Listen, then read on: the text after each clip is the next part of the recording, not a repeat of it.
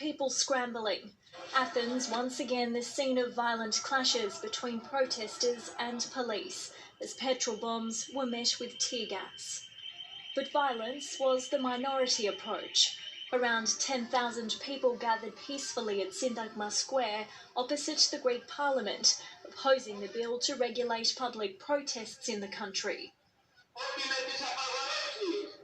No to the bans, to the terrorism, to the provocations. They will not cripple the workers' popular movement or hinder their struggle. The right to protest is protected by the constitution in Greece, the so-called birthplace of democracy. With scenes like this, anything but uncommon. But Prime Minister Kyriakos Mitsotakis, whose Conservative government introduced the bill, is adamant they shouldn't come at the cost of the freedoms of others.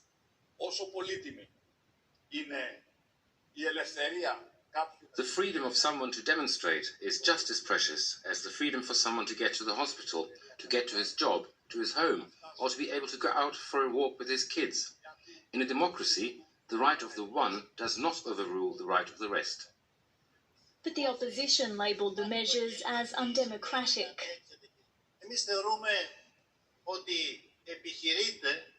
We believe that you are attempting to make a reactionary incision, an institutional incision into democracy, and the goal is to target the constitutionally guaranteed right to protest, to rally, to demonstrate.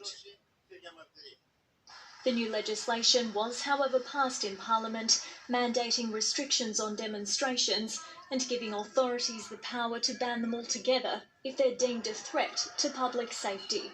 Tanya Dendrinos, BBC News.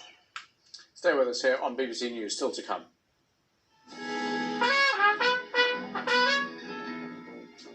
Music and politics, what artists make of the Black Lives Matter movement after the death of George Floyd.